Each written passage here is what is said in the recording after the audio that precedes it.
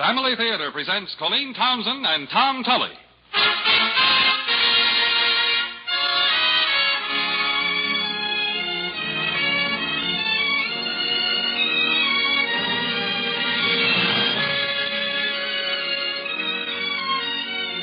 From Hollywood, the Mutual Network, in cooperation with Family Theater Incorporated, brings you Raymond Burr, John Daner, and Virginia Gregg in The Courtship of Miles Standish, with Tom Tully as narrator.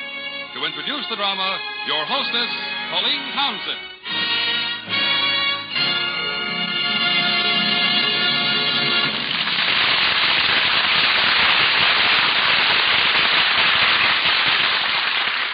Tomorrow, we here in the United States will celebrate Thanksgiving Day, the day we have traditionally set aside for over 300 years to give thanks for the blessings of the 12 months past.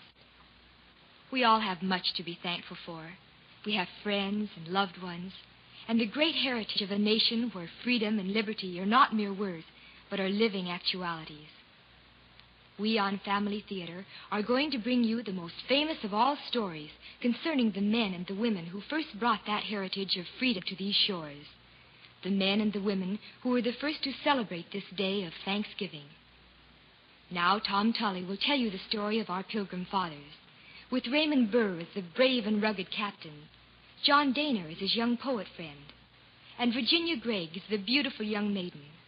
We bring you Henry Wadsworth Longfellow's classic poem of Plymouth, The Courtship of Miles Standish.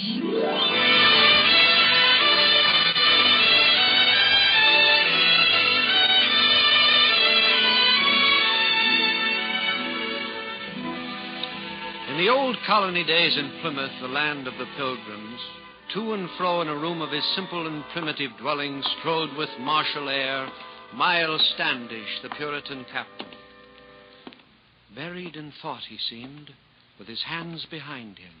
Then long at the window he stood, and wistfully he gazed at the landscape. And over his countenance flitted a shadow, like those cast by the afternoon sun on the forest and on the hills.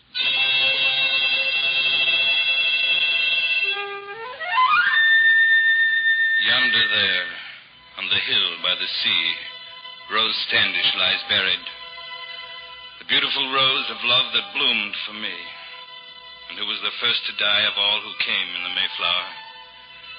Now the field of wheat we have sown grows green above her, the better to hide the graves of our people from the Indian scouts, lest they count them and see how many of us have already perished.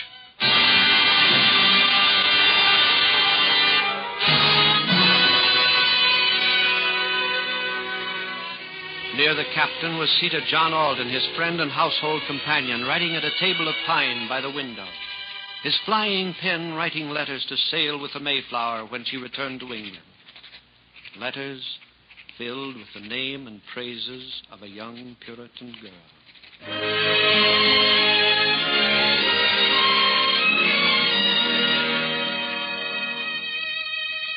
Yes. Again I say there is no one like Priscilla. Priscilla the comely, Priscilla the sweet, Priscilla whom I love. Though as yet I have not spoken to her of my love, someday soon I must. And pray with me then that when I do, Priscilla Mullins will consent to become Priscilla Alden.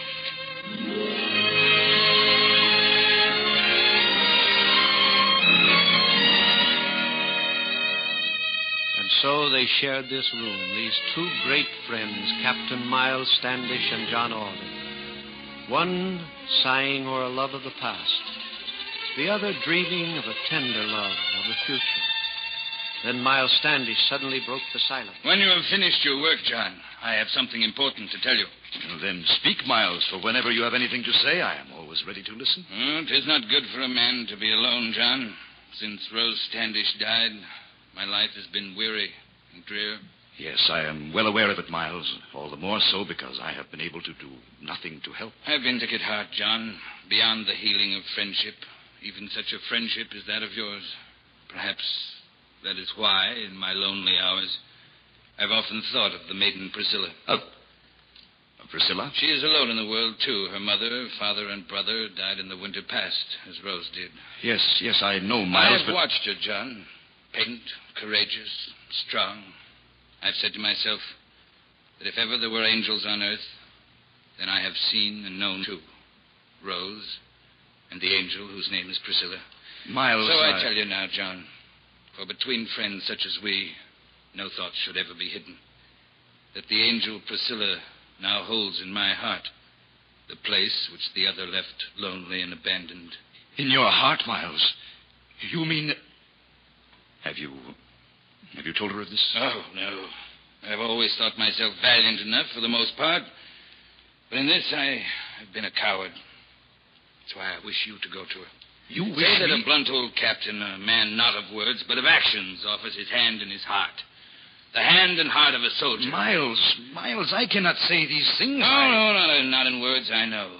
I am a maker of war, not a maker of phrases. But you are bred as a scholar. You can say it in elegant language, such as you think best adapted to win the heart of a maiden. Oh, but I am certain that I would mangle and mar such a message as that. If you would have it well done, you must do it yourself. John, I can march up to a fortress and summon the place to surrender. But to march up to a woman with such a proposal, to face a thundering point-blank no from a woman's mouth, that I confess I cannot do. So you must grant my request. Surely you cannot refuse what I ask in the name of our great friendship. No, Miles, what you ask me to do in the name of friendship, I cannot refuse to do.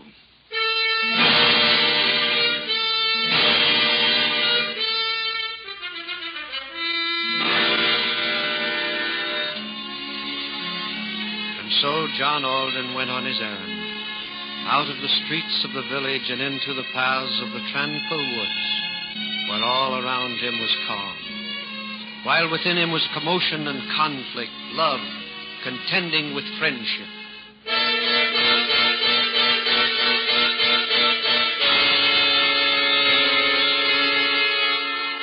Through the Plymouth woods went John Alden, and finally came to a new-built house in a meadow, and heard as he approached the sweet singing song of the spinning wheel. He saw through the open door the Puritan girl, Priscilla, making the humble house and the modest apparel of homespun beautiful with her beauty and rich with the wealth of her being. Come in, John Alden, come in. I knew it was you when I heard your step, for I was thinking of you as I sat here spinning. You were thinking of me, Priscilla? Thinking of you and of the England that you and I have often spoken about. That we've now left forever. Ah, John, the people I live with here are kind. And dear to me is the privilege of liberty and freedom. Still, my heart is so sad I almost wish myself back in old England. I feel so lonely and wretched. Oh, Priscilla, I wish that I might. Yes, John? You wish that you might? I do not condemn you, Priscilla, for feeling as you do. The stouter hearts than a woman's have quailed at the terrible winter just past. And yours is so tender and trusting that it needs a stronger one to lean on. Where am I to find such a heart, John Alden? That is why I have come to you now, Priscilla, to offer you such a heart. For I come with a proffer of marriage. John, you have come to me with a proffer of marriage. Made by a good man and true, Miles Standish, the captain of Plymouth. Captain Miles Standish? Yes, Priscilla. Well, if the great captain of Plymouth is so very eager to wed me, why does he not come himself and take the trouble to woo me? Well, you see, Priscilla... If I'm not worth the wooing, I am not worth winning. Oh, Captain Standish, he's a busy man, Priscilla. He has no time for such things. He has no time for such things, as you call it, before he's married, would he be likely to find time or make it after the wedding? Oh, but you do not understand. A woman's affection is not a thing to be asked for and to be had only for the asking. When one is truly in love, one not only says it, but shows it. But I am certain that once he... Had waited a while, this captain of yours. Had he only showed that he loved me, who knows? Old and rough as he is, he might have won me. Now it can never happen. Priscilla, you cannot dismiss his suit so lightly. He is a man of honor, of noble and good nature. And his russet beard is already flaked with patches of snow as hedges are in November. He is kindly. He is hasty and headstrong, stern and implacable. He is stern, perhaps, as a soldier must be, but he is great of heart, magnanimous, courtly, courageous. Any woman in Plymouth, nay, any woman in England, might be happy and proud to be called the wife of Miles Standish. You plead the cause of your friend very well, John. In simple and elegant language. So warm and glowing that it is truly hard to see how any woman's heart could keep from melting in its fire. Then what do you say, Priscilla? What is your answer to this suit I bring on behalf of Captain Standish? Why don't you speak for yourself, John?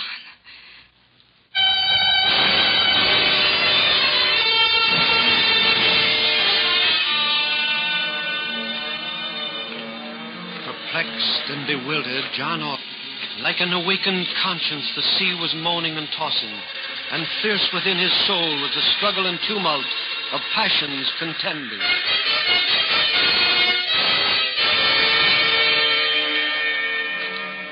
Is it my fault, then, that Priscilla has chosen between us? Is it my fault that he failed? That I am the victor? He is your friend, John. But she loves me. Did she not ask me to speak for myself? She loves me as I love her. He is your friend, John. Is it right, then, that we should be denied this happiness, this love? Why must we sacrifice all this? Why? Why? He is your friend, John. He is your friend.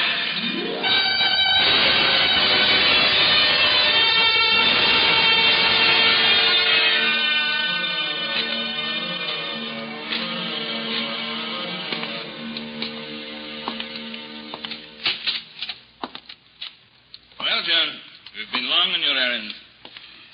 Come, relate to me all that has happened. I brought her your message, Miles. Pressed your suit with whatever eloquence I had at my command. Aye, and eloquence enough it was, I warrant me. What was her reaction, John? She was a bit angry at first, Miles. Angry? Yes, that you had not come in person to tell her of your love. Well, you explained why, John. As fully as I was able. Good, go on. I told her of your noble attributes as I know of them. I'm certain you did, certain. Gave you full warranty as your friend, as the man who knows you best in this colony. Good lad, John. Good lad. And concluded by saying that any woman in the colony, any woman in all England, in fact, would be proud and honored to be your wife. Well, in truth, a colossal exaggeration, John. But I'll forgive you your poetic license, considering the circumstances. Priscilla then gave you her answer? She did, Miles. And it was, of course... She said, "Why don't you speak for yourself, John?" So you've betrayed me, John. Me, Miles Standish, your friend. You've betrayed me. No, Miles, no, I have... One of my ancestors ran his sword through the heart of Wat Tyler. Now who shall prevent me from running mine through the heart of a traitor who played treason to friendship? No one, Miles, if so you believe me to be. You have lived under my roof, whom I have cherished and loved as a brother. You to whose keeping I have entrusted my honor, my thoughts, the sacred and... Listen to me, Miles, listen. I swear to you as your true and loyal friend that I have no idea, no slightest reason to believe Speak that not to me of friendship. There is no friendship between us. Nothing remains save war and implacable hatred. Nothing remains but... Miles, the warning cannon atop the church. Aye, I hear it. Some danger threatens Plymouth, and in this wilderness of savages, that can mean only one thing. There is nothing in that for me to fear. For I've learned this day that no savage with skin of red presents a greater danger to me than a civilized friend whose soul is black.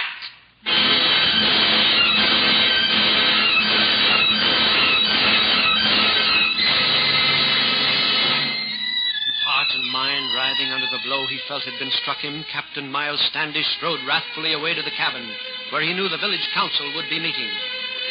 And as he entered, it was just in time to see an Indian, stern and defiant, naked to the waist and grim and ferocious in aspect, hurl onto the table before him the glittering skin of a rattlesnake. A rattlesnake skin filled like a quiver with deadly arrows.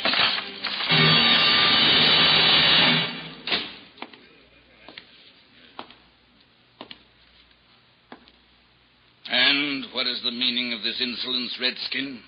From Watawamat, O paleface, come these arrowy tongues. From Watawamat, great chief of the Samoset. It is a signal and challenge of warfare that has been given us, Miles. So be it then, Elder. If 'tis warfare they wish, warfare they shall have. Do you not think, Miles, that it would be best to bargain and compromise with them for peace? Do you not think that in the eyes of the Lord, it is more Christian behavior to convert their souls rather than destroy their bodies? Bargain and compromise with such as these, Elder? Nay, leave this matter to me. War is my trade, a terrible one though it may be. And in a righteous cause, even the smell of gunpowder can be sweet. What is your answer, paleface, to the great chief Watawamat? The same rattlesnake skin you brought to us, Indian.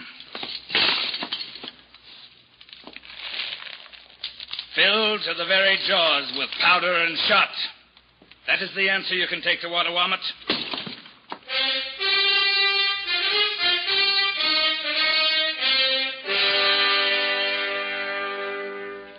Just in the gray of dawn, as the mists uprose from the meadows, there was a stir and a sound in the slumbering village of Plymouth.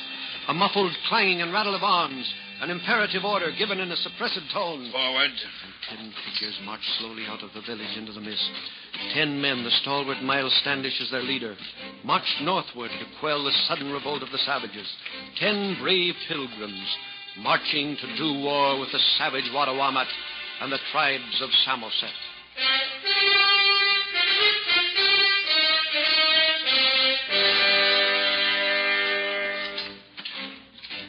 As those marching figures, ghostly in the fog and mist, neared the edge of the forest, another figure standing there called out to them, called out to their leader. Miles. Good luck, Miles. And may God bless thee. But there was no reply, no answer to the call thus given. And the men marched away, swallowed up by forest and mist. And only silence replied to him whose love and friendship marched side by side with him who bravely strode away into battle. So he is gone, John. Oh, Priscilla. He is gone. He and the brave men with him. Yes, and without me. I begged to be allowed to accompany him. He would not listen, would not even reply. You told him of our words of yesterday. I told him. So he is hurt and offended, even as you are. I, Priscilla? Yes, John. But do not be angry. Am I to blame that when you were pleading so warmly the cause of another, my heart pleaded your own? That I spoke as I did by irresistible impulse? I was not angry with you, only with myself for seeing how badly I managed the matter I had in my keeping. No, you were upset with me for speaking so frankly and freely. But it is my nature to do so. And so I'm not ashamed to tell you now that I have liked to be with you, to see you, to speak with you, always. Priscilla? No. Priscilla? Let me finish, John. That was why I was hurt by your words, affronted to hear you urge me to marry your friend. For the truth is, your friendship means more to me than all the love Miles Standish could give were he twice the hero you think him. For the sake of friendship, can you forgive me then? Oh, forgive you, Priscilla. How can there ever be a question of forgiveness between the two of us when we feel toward each other as we... Yes, John. I know. As well as I know that because of him, we can be no more to each other. But as friends, I shall always be the first, the truest, the nearest and dearest that you shall ever know.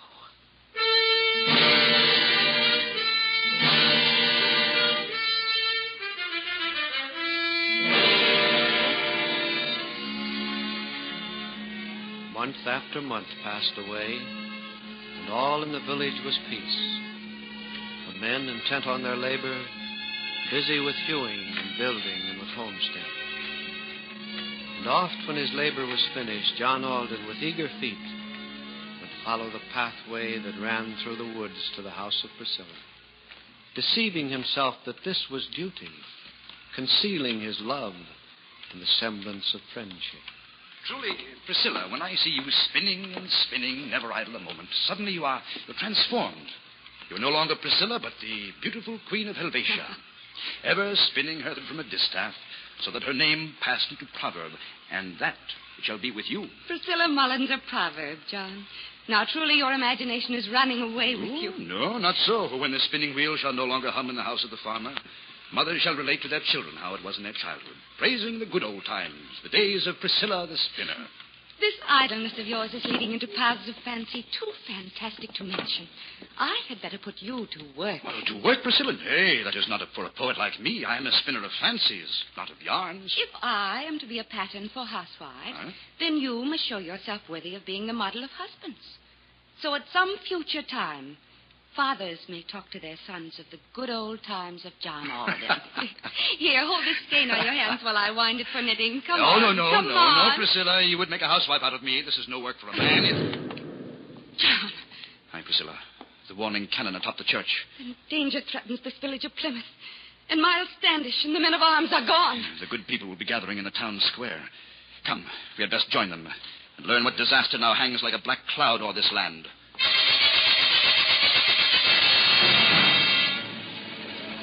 Friendly Indian it was who brought the fearful news. An Indian who witnessed the frightful tragedy. His word cannot be gainsaid. Miles Standish is dead. The Somersets and Squantos and all their murderous tribes are even now descending upon us to burn our village to the ground. John, here. Miles Standish is dead. The village of Plymouth doomed.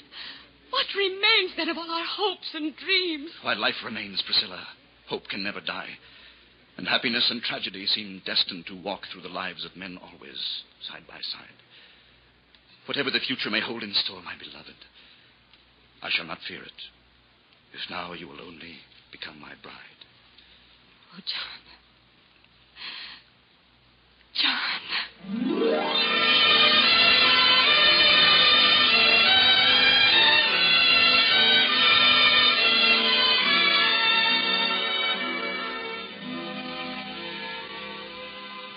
So while grim-faced men prepared flintlock and powder and shot, while tearless women fearfully clasped infants to their wildly beating breasts, there in the tiny church at Plymouth were Priscilla Mullins and John Alden made one.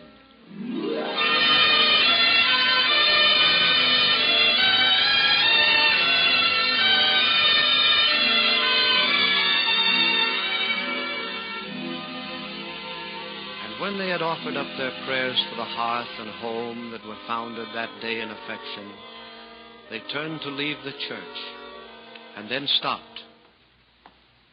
It was then that the silent figure of a man who had been standing in the rear watching the ceremony just concluded moved up to them and spoke. May the blessing of God forever dwell upon my house, my dearest friends. Miles! Standish. Miles! You're alive. Yes, John. Never more alive nor happy than I am at this moment.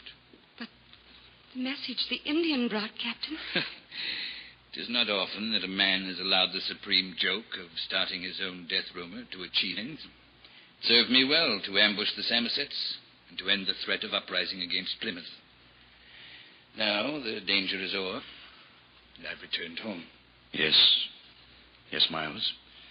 Returned home after your noble sacrifices, toil of battle, only to find your friendship here betrayed.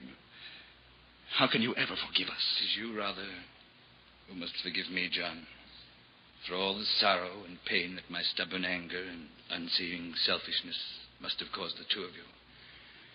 But the long nights spent in the forests on this last campaign have brought me to my senses. And never so much as now was Miles Standish the friend of John Alden and his beautiful bride, Priscilla. We thank thee, Captain Standish, from the very bottom of our hearts. We thank thee. Nay, Priscilla.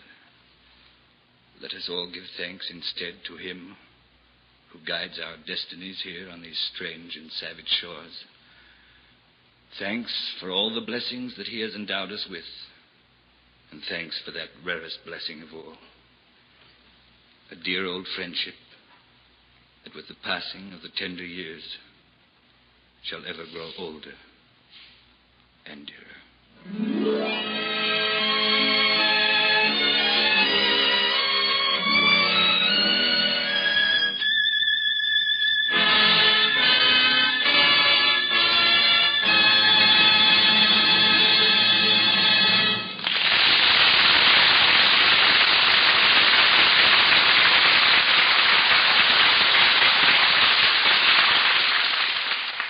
Dear Lord, on this Thanksgiving Day, accept our humbled thanks, we pray, for food and shelter and kind friends, for every blessing heaven sends, for faith to see in all things, Lord, thy gracious gifts and great reward, for hope to rise from earthly care and find fulfillment in our prayer, for mercy, courage, gladness, mirth, for all good things upon this earth.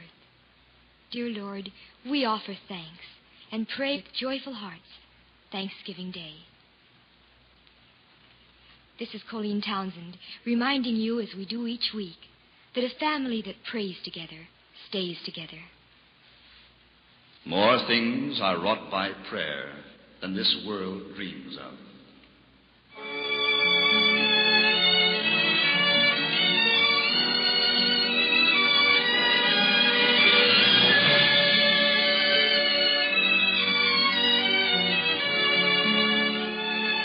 From Hollywood, Family Theater has presented Virginia Gregg, John Daner, and Raymond Burr in The Courtship of Miles Standish, with Tom Tully as narrator and Colleen Townsend as hostess.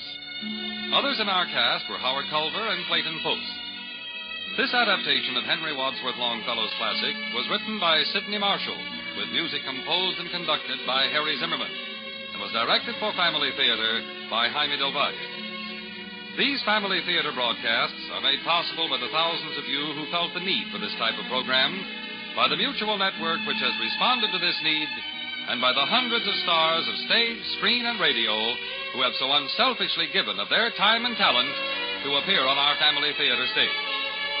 This is Gene Baker inviting you to be with us next week when your Family Theater will bring you Rip Van Winkle starring Frank Fay.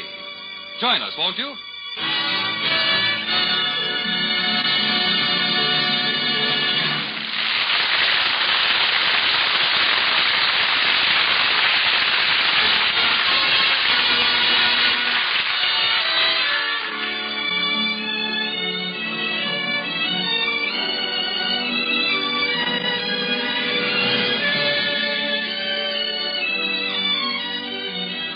Family Theater is heard in Canada through the facilities of the Canadian Broadcasting Corporation and is broadcast to our troops overseas by the Armed Forces Radio Service.